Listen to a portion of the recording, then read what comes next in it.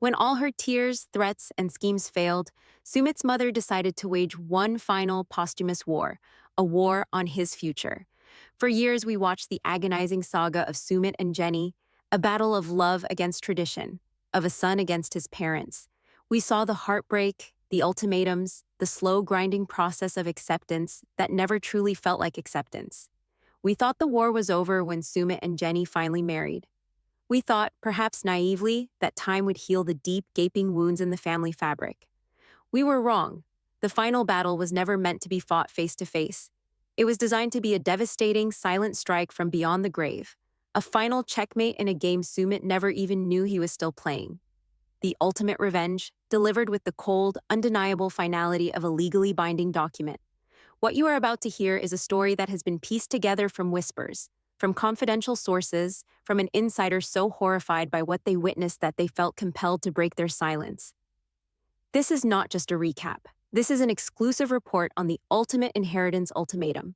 So, before we pull back the curtain on this shocking final act, do me a favor.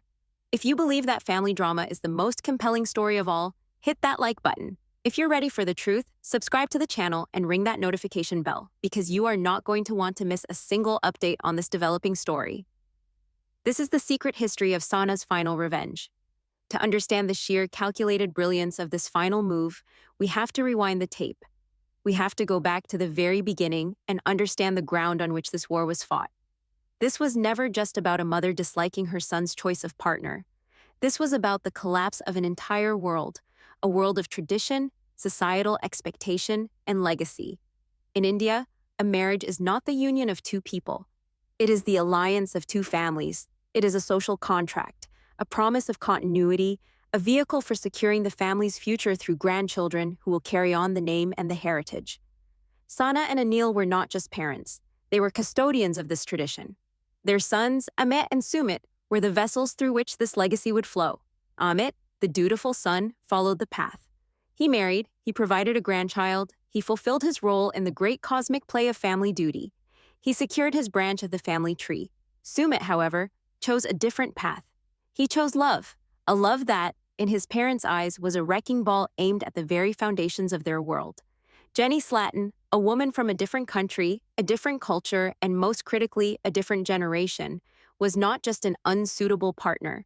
She was a symbol of everything that threatened their way of life. The age gap was a chasm they could not bridge. It wasn't just a number, it was a biological reality.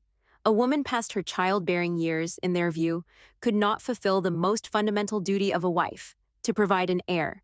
This wasn't a preference, it was a prerequisite. Without a grandchild from Sumit, his entire lineage, his branch of the family, would wither and die. He was, in their eyes, choosing to be a dead end. And then there was the lie, the great unforgivable deception that poisoned the well from the very beginning. Sumit was already married.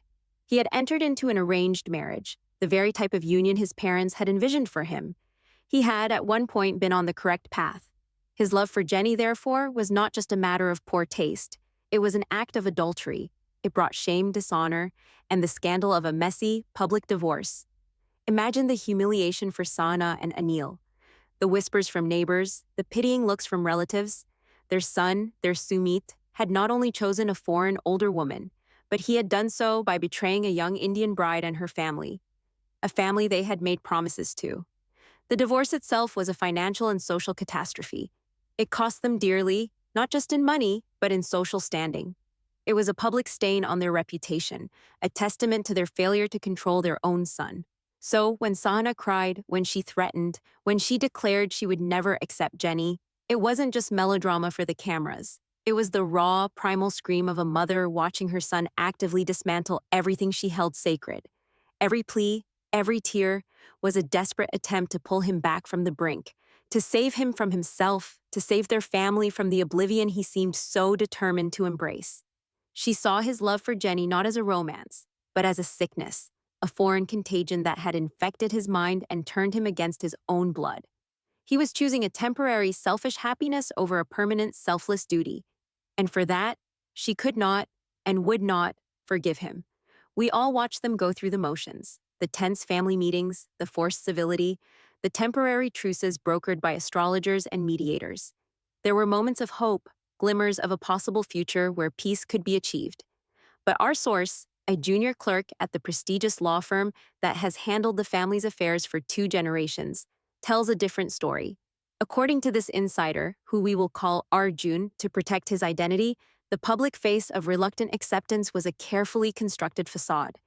Behind the closed doors of her home, Sahna's heart was hardening, her grief curdling into a cold, diamond-hard resolve. The war wasn't ending. It was simply entering a new, silent phase. Arjun describes Sahna as a woman transformed. The weeping, pleading mother seen on television was gone. In her place was a woman of icy determination. He alleges that approximately 6 months after Sumit and Jenny's wedding, Sahna made a private, unannounced visit to the senior partner of the law firm. She did not bring her husband, Anil. She did not bring her other son, Amit. She came alone.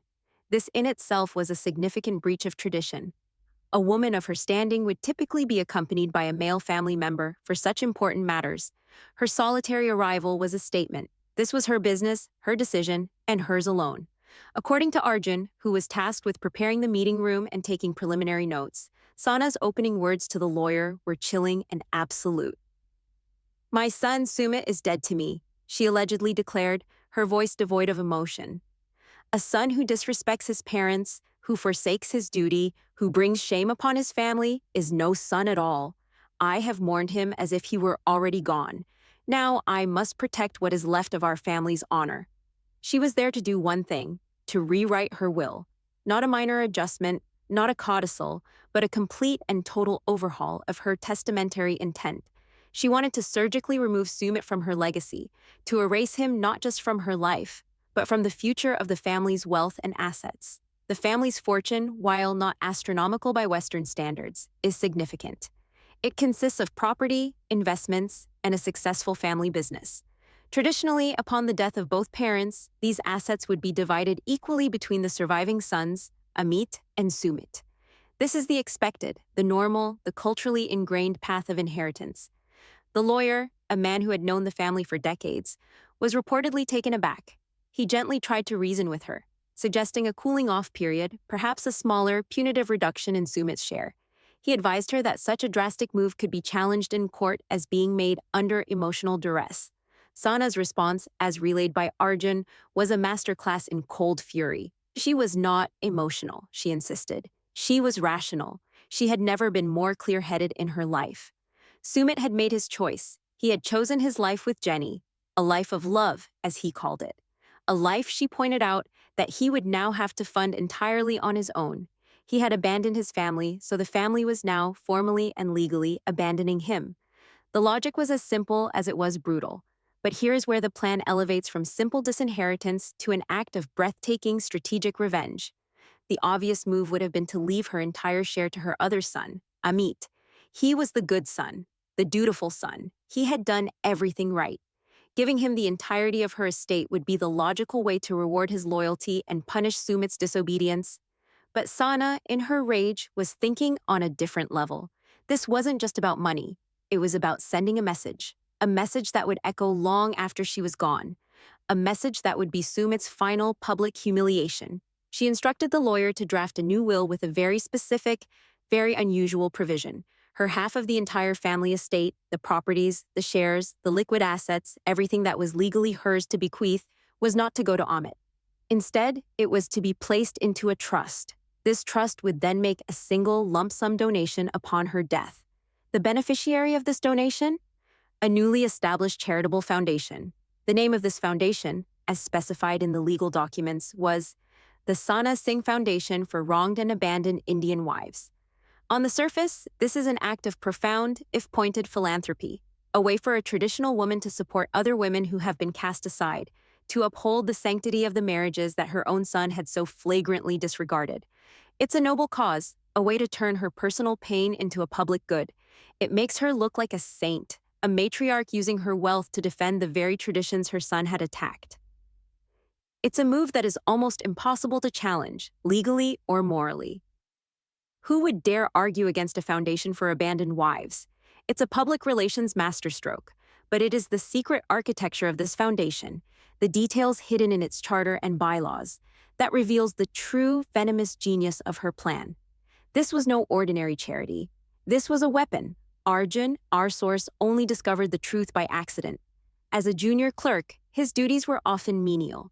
He was tasked with filing the incorporation documents for the new foundation, cross-referencing the trust paperwork, and ensuring all the legal minutiae were in order. It was during this process that he saw the list of the foundation's board of directors and the primary signatories on its accounts. The names were unfamiliar to him at first, so he did what any diligent clerk would do. He looked them up, and what he found made his blood run cold. The foundation, this supposedly independent charitable organization, was a ghost corporation, a shell. Its entire board of directors, the people who would have sole, unrestricted control over the massive donation from Sahna's estate, were all members of one family. The chairman of the board was the father of Sumit's first wife. The treasurer was her brother. The secretary was her uncle. It was them, the family Sumit had abandoned. The family whose daughter he had cheated on and publicly humiliated. The family that had been forced to endure the shame and financial hardship of a contentious divorce. Sahna was not giving her money to charity. She was giving Sumit's entire inheritance, every last rupee, directly to the family of the wife he left for Jenny. Let the sheer diabolical complexity of this sink in. This is a multi-layered act of vengeance. First, there is the simple act of disinheritance. She is ensuring that Sumit and Jenny will never see a penny of her money. They will be left to fend for themselves, a future of potential financial strain serving as a constant, nagging reminder of the price of his disobedience. As they grow older, as their earning potential diminishes, the ghost of the fortune he forfeited will haunt them, a shadow of the comfortable life he could have had. Second, this is an act of ultimate validation. By giving the money to his first wife's family, Sahna is making a powerful public statement from beyond the grave. She is declaring in the most permanent way possible that Sumit's first arranged marriage was the only one she ever recognized as legitimate. She is anointing his first wife as the true daughter-in-law, the one deserving of the family's legacy. She is, in effect, posthumously adopting them, grafting them back onto the family tree in the very spot from which Sumit has been excised. It is a declaration that his first family, the one he tried to erase, is more real, more valid, and more worthy than the one he chose with Jenny.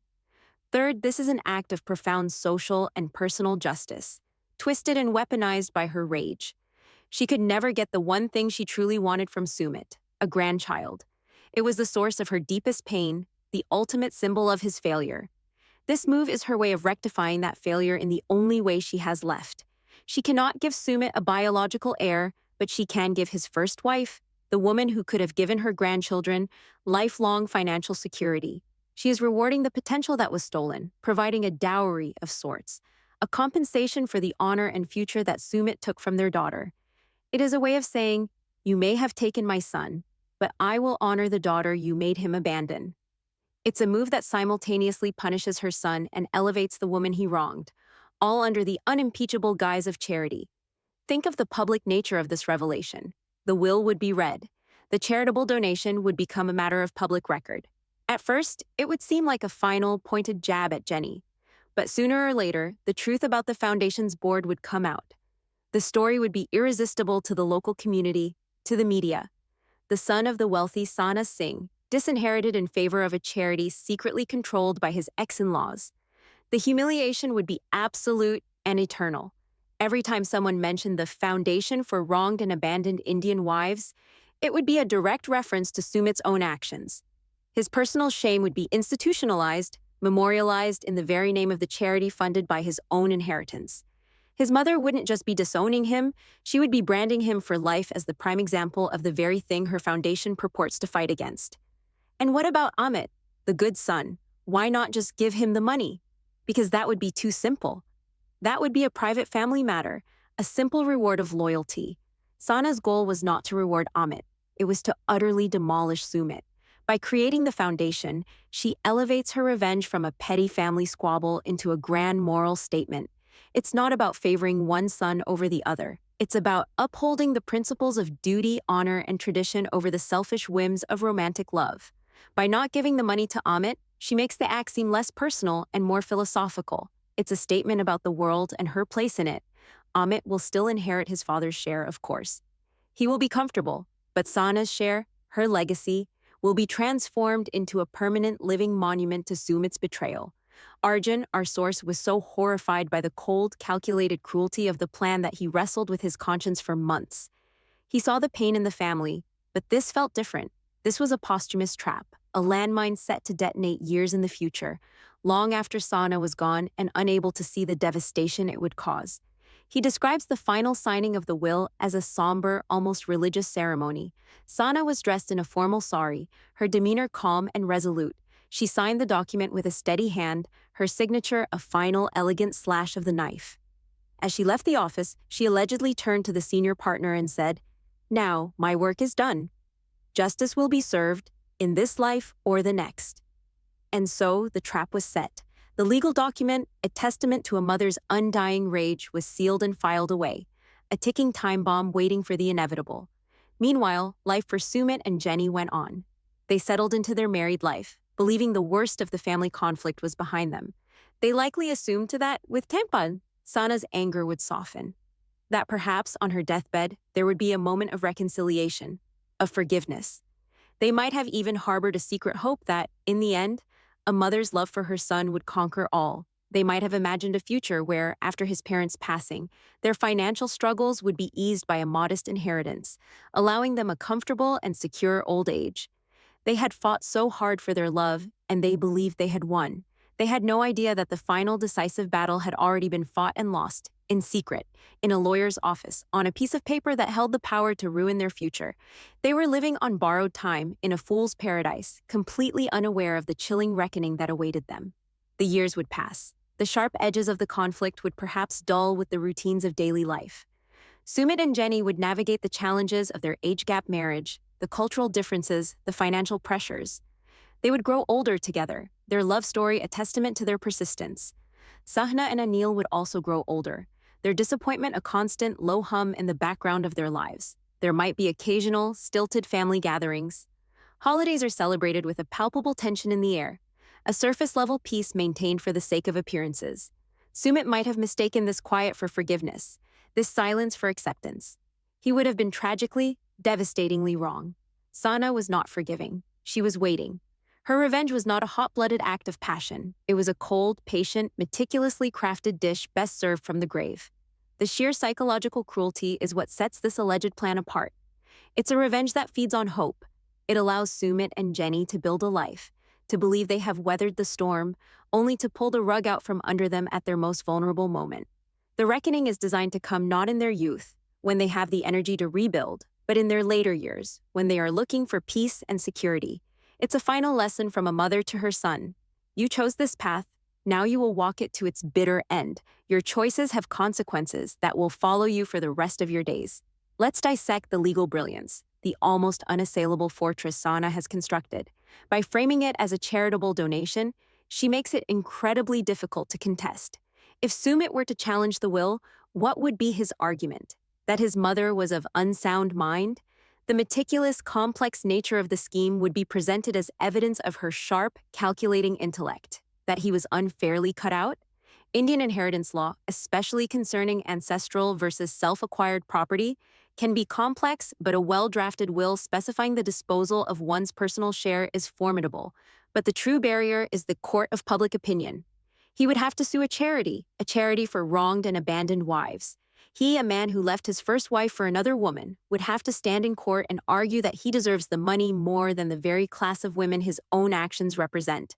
It would be a public relations nightmare, a second, even more humiliating trial in which his past sins would be dredged up and examined all over again. Sahna has not just disinherited him, she has legally and morally checked him. He cannot fight back without looking like a monster.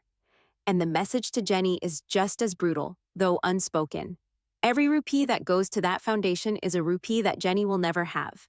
Sahna ensures that the other woman receives no benefit from the family's wealth. She is, in effect, funding the woman Sumit left in order to spite the woman he chose. She is telling Jenny, "You will never be family. You will never have the security, the status, or the legacy of a true wife. The real daughter-in-law, the one we chose, will be the one who ultimately benefits from my son's birthright. You won him, but you have lost everything else."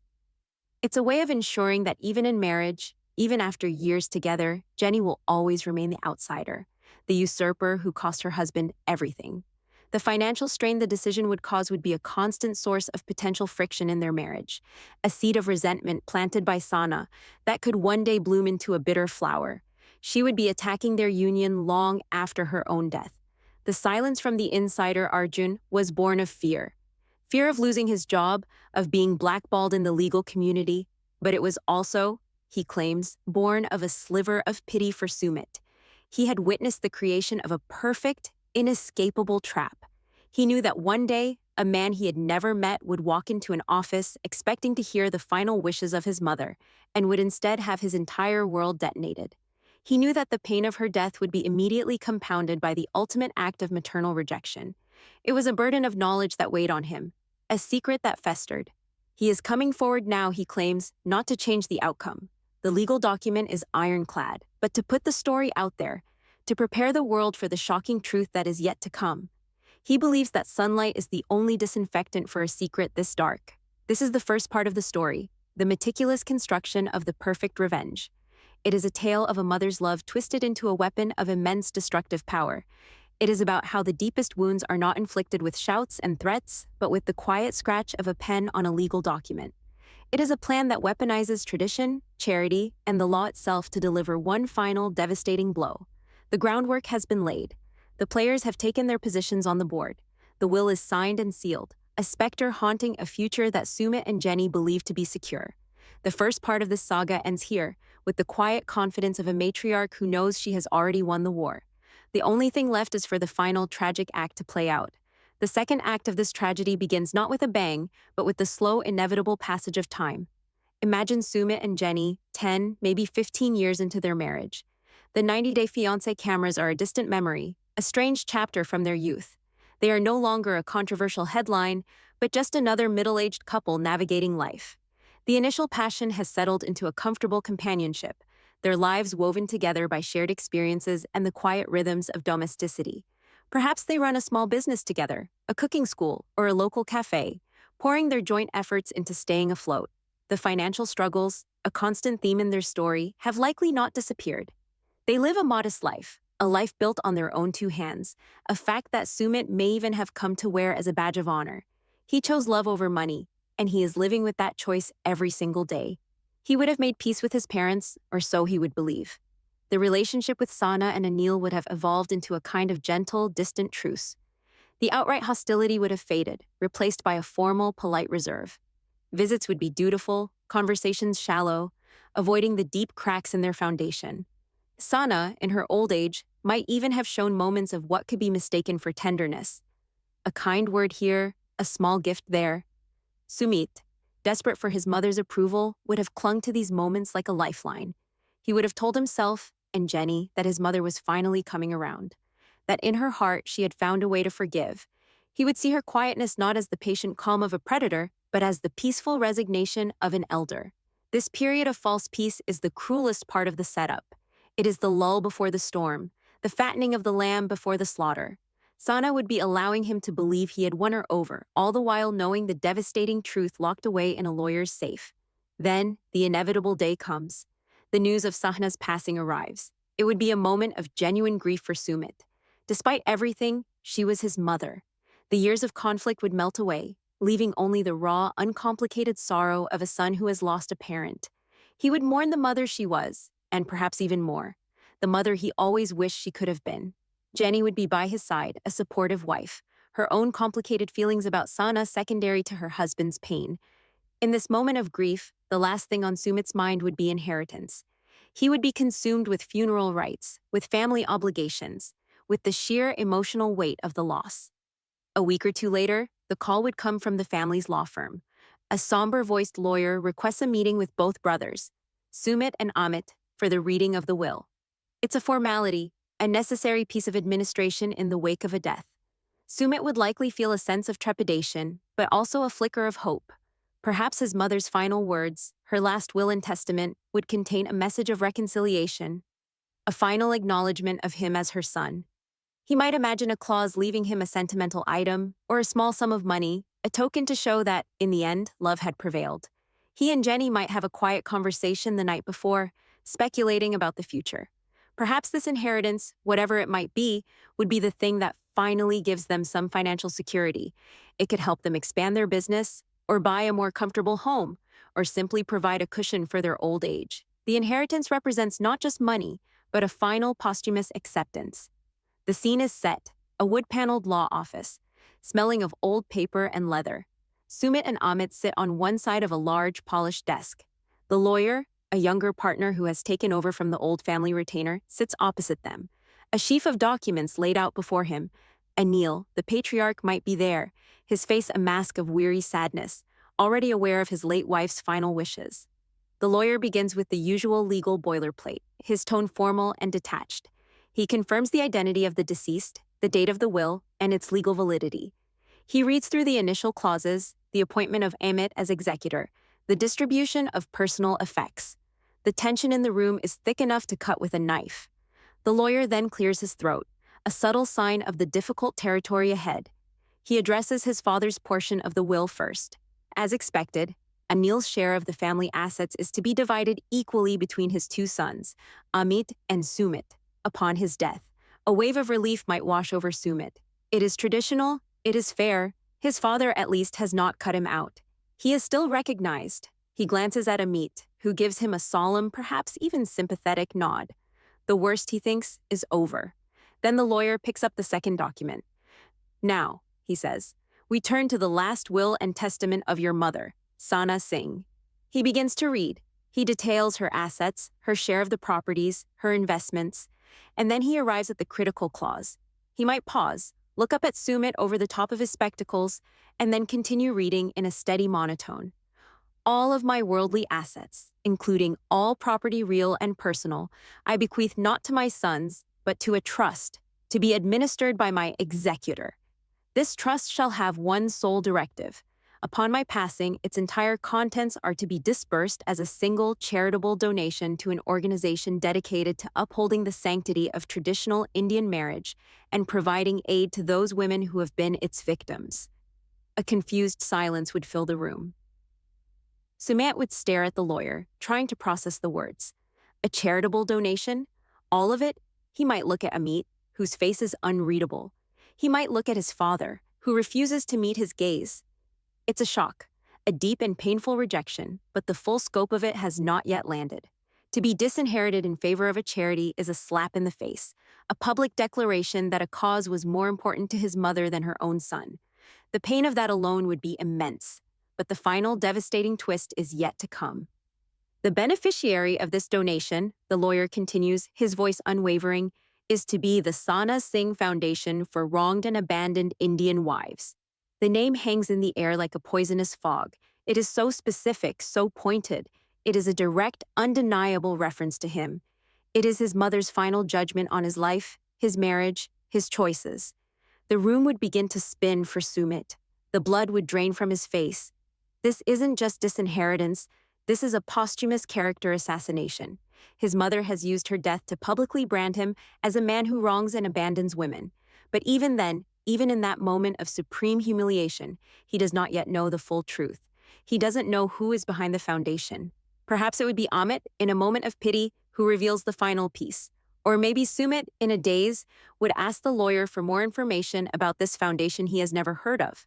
The lawyer, bound by his fiduciary duty, would have to answer. He would slide a piece of paper across the desk. It would be the foundation's official registration, listing its board of directors. And Sumit would read the names, the name of his first wife's father, her brother, her uncle. And in that instant, his world would collapse. It all clicks into place, the years of false peace, the moments of mistaken kindness, the cold, calculating genius of it all. This was never about charity. It was never about a cause. It was a meticulously planned transfer of his birthright, his entire inheritance, to the very family he shamed. It is the ultimate statement. His mother has not just disowned him, she has replaced him. She has declared his first family as the rightful heirs to her legacy. The money, the security, the future he and Jenny might have dreamed of, has been handed over to the ghosts of his past. The aftermath would be a waking nightmare. How does he go home and explain this to Jenny?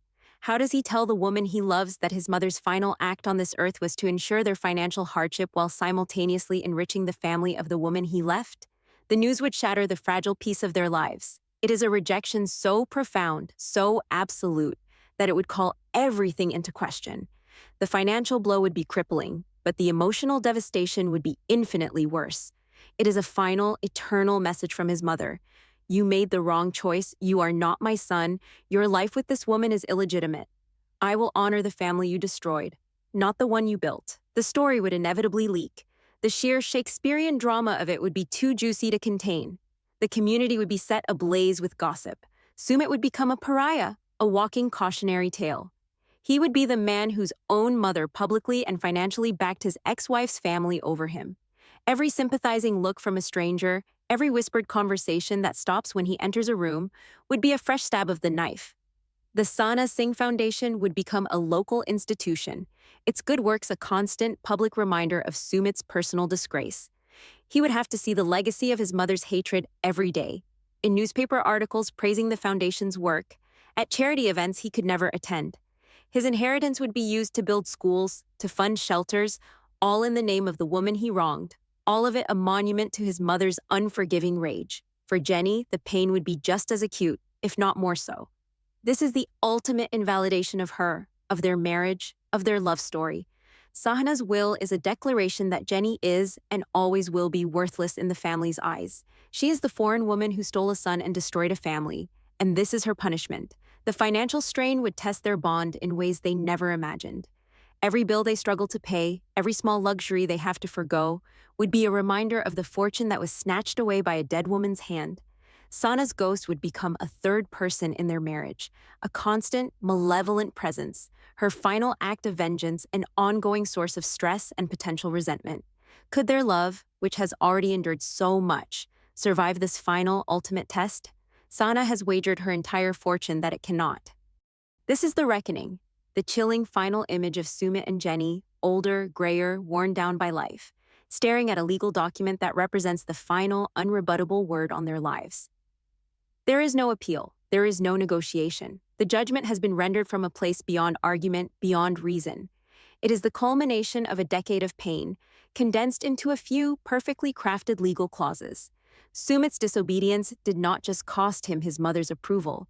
It cost him his past, his future, his security, and his honor. It cost him everything, forever. And so we are left with the question, the one that sits at the heart of this entire tragic saga. Was this the ultimate act of a mother's righteous justice? Was Sahna, in her own way, defending the honor of a wronged young woman, upholding the traditions that she believed were the bedrock of her society? Was she delivering a harsh but necessary lesson about duty and consequence? Or was this the most evil, most unforgivable act of all? A mother's love twisted into a monstrous, eternal curse, a poison that reaches from beyond the grave to destroy her own son's happiness. Is she a saint of tradition or a demon of vengeance? This was the final move in the chess game, a checkmate planned years in advance. The queen has fallen, but in doing so, she has guaranteed the destruction of the renegade king. Now the verdict is up to you. Give us your verdict in the comments below. The reading of the will was not an end, it was a detonation. And what followed was the slow, agonizing fallout, the radioactive dust of a mother's hatred settling into every corner of Sumit's life. To understand the full scope of this posthumous war, we must move past the initial shock and walk with Sumit through the 9 circles of his own personal hell, a hell meticulously designed and bequeathed to him by his own mother. The story does not end with the revelation. It begins there. Imagine the drive home from the lawyer's office. The world outside the car window would have seemed unreal, a silent movie playing in a foreign language. The familiar streets of his city, the honking rickshaws, the vibrant chaos of daily life, it would all have been a blur, seen through a haze of shock and betrayal. Beside him, Amit would be silent, a stoic statue of filial duty. What could he say? I'm sorry mother destroyed your life? Any words would be empty, hollow. The rift between the brothers, once a crack, was now a chasm. Amit was the executor. He was now the legal instrument of his mother's revenge, the hand that would sign the checks and transfer the funds that would seal his brother's fate. He was no longer just a brother, he was an agent of the enemy. Sumit would have walked into his home, a place he and Jenny had built as a sanctuary from the world's judgment, and the air would have been sucked out of the room. Jenny would have seen it on his face instantly. The hope drained away, replaced by a bottomless despair. And he would have had to say the words to voice the insane, unbelievable truth. She gave it all away. That would be the first blow. The second, the one that would truly shatter Jenny, would be the explanation of who she gave it to. She gave it to a foundation for abandoned wives. Jenny, it's them. She gave it all to my first wife's family. The silence in the aftermath of that statement would have been a living thing, filled with the ghosts of every argument, every tear, every sacrifice they had ever made, all for this. To be left with nothing, while the very people who represented their greatest obstacle were now unimaginably wealthy, their fortune built on the foundations of Sumit's own birthright. The initial reaction would not have been anger, but a profound, soul-crushing grief. It was the final, undeniable proof that Sahna's hatred for their union was more powerful than her love for her son. It was an eternal rejection, signed, sealed, and delivered from the great beyond. But grief soon gives way to rage, and rage gives way to a desperate, clawing need for justice. This isn't right, Jenny would have insisted, her American sense of fairness clashing with the brutal reality of Indian family law. We have to fight this. A court will see what this is. This isn't charity. It's a personal vendetta. It's insane. And Sumit, needing something to cling to, some sliver of hope in the darkness, would have agreed. They couldn't let her win. They couldn't let her last act be the destruction of their lives. They would fight. This decision marked the beginning of the second phase of Sahna's attack, the war of attrition. The first thing they did was seek legal counsel of their own. They scraped together their savings to hire a lawyer, a man who listened to their story with a mixture of professional interest and human sympathy. They laid it all out for him. The years of disapproval, the televised drama, the forced marriage, the public humiliation, and now this final twisted act of revenge. They felt their case was morally airtight. How could any judge uphold a will so clearly motivated by malice? The lawyer's response would have been the next bucket of cold water in their faces. He would have explained the harsh legal realities. The will is professionally drafted and legally sound, he would have told them, his words careful and measured. Your mother was of sound mind. The primary legal principle at play is testamentary freedom, the right of an individual to dispose of their property as they see fit. He would have explained that while they could challenge it, the grounds were flimsy. Proving undue influence was impossible, as Sahna was clearly the one influencing others. Proving she was not of sound mind would be contradicted by the sheer, cold-blooded genius of the scheme itself. Our best, and perhaps only argument, the lawyer would have said, is to claim the will is contrary to public policy, that it is a malicious act designed to cause harm dressed up as philanthropy. But this is an incredibly difficult argument to win. And then he would have laid out the true horror of their situation. To win, he would explain, we would have to prove in open court the malice behind the formation of the foundation. And to do that, we would have to put your entire life, Mr. Singh, on trial. Your first marriage, your affair, your divorce. The defense would argue that the foundation is a noble endeavor, and you are simply a disgruntled son trying to steal money from a charity for abandoned women. The media would portray you as a villain. You would have to publicly prove you were a bad son to argue that your mother was a bad mother. In trying to win your inheritance, you will lose what is left of your reputation, and the chances of success are slim. This is the diabolical beauty of Sahna's trap. She had insulated her revenge with a shield of morality. To attack her will was to attack a charity. To fight for his own money, Sumit would have to publicly argue against giving money to wronged women, making him the living embodiment of the very problem the foundation claimed to solve. He would be fighting his own past sins in a court of law. Despite the odds, they would have decided to proceed. What other choice did they have? To do nothing was to accept defeat, to let Sahna's ghost dance on the grave of their future. So began the slow, torturous process of litigation. The draining of their bank accounts to pay legal fees. The endless meetings, the sworn affidavits, the painful rehashing of every ugly detail of their past. The process was designed to bleed them dry, financially and emotionally. Meanwhile, the other side was not idle. The first wife's family, now flush with the first disbursements from the trust, moved with startling speed. They hired a top-tier public relations firm. They officially launched the Sahna Singh Foundation with a grand televised ceremony. The ex-wife's father, now the dignified chairman, gave a moving speech about the late Sahna Singh, praising her as a visionary, a defender of traditional values, and a champion for women. He spoke of turning their family's personal pain, a pain he subtly but clearly attributed to Sumit's actions, into a public good. Sanaji understood that a wound to one family's honor is a wound to society. He would have declared to the cameras, "With this generous gift, her legacy will be to heal the wounds that others, including those closest to her, have inflicted." They weren't just accepting the money, they were seizing the narrative. They were casting Sahna as a saint, and by extension, themselves as her chosen disciples. Every rupee they spent on charitable works was another brick in the wall of their moral high ground. They opened a shelter for women. They offered scholarships for the daughters of abandoned wives. The foundation's name was everywhere, on banners, in newspapers. It became a beloved local institution. And every time it was mentioned, it was a fresh twist of the knife for Sumit and Jenny. Their money, their future, was being used to purchase public adoration for the very people who despised them, all in the name of the woman who had orchestrated their ruin. The social pressure became unbearable. Old friends grew distant, not wanting to be caught in the crossfire of such a public and messy family war. Neighbors would whisper when Jenny went to the market. Sumit, once a familiar face in his community, felt like a marked man. The lawsuit was seen not as a son's rightful claim, but as a greedy, disgraceful attempt to defund a beloved charity. He was no longer just the man who had an affair with an older American woman. He was now the man trying to take money from widows and orphans. Sahna hadn't just disinherited him, she had successfully painted him as an enemy of the people. The relationship between the brothers disintegrated completely. As executor, Amit was legally obligated to defend the will against Sumit's challenge. He had to hire lawyers, using funds from the estate, to fight his own brother in court. Sumit would have pleaded with him, brother to brother. "Amit, you know what this is. You know what she was doing. You can't let this happen." And Amit, his face etched with a conflict between brotherly love and filial duty, would have given the only answer he could.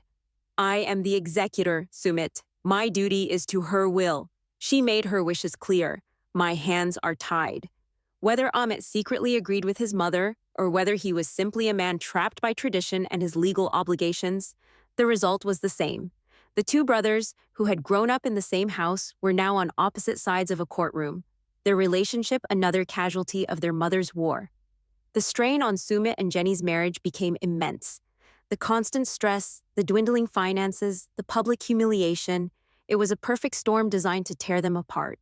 Late-night arguments would become common, fueled by fear and exhaustion. Words would be spoken that could never be taken back. "Was this worth it, Sumit?"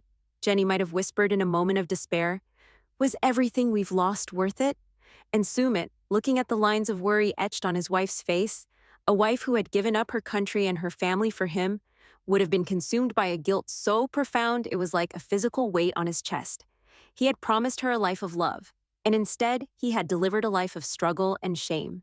His mother's plan was not just to make them poor, it was to make them miserable, to make them regret the day they ever met. She was trying to poison their love from the inside out. The legal battle would have dragged on for a year, maybe more. It would have culminated in a courtroom drama that was less a trial and more a public execution. Sumit's entire life was dissected by opposing counsel. His secret relationship with Jenny, the lies he told his first wife, the pain he caused both families, it was all laid bare. His own lawyer's attempts to portray Sahna as a vengeful manipulator were skillfully countered by the defense, who produced witnesses, friends and relatives of Sahna, who testified to her deep pain and her late-in-life desire to create a positive legacy. They painted her not as a monster, but as a heartbroken mother who found a noble purpose in her suffering. The verdict, when it came, was a foregone conclusion. The judge, while perhaps acknowledging the unfortunate family circumstances, would have found the will to be legally valid. The challenge would be dismissed. Sumit would be ordered to pay all legal costs, for both sides. It was the final nail in the coffin. Not only had he lost his inheritance, but in trying to fight for it, he had been plunged into a debt from which he might never recover.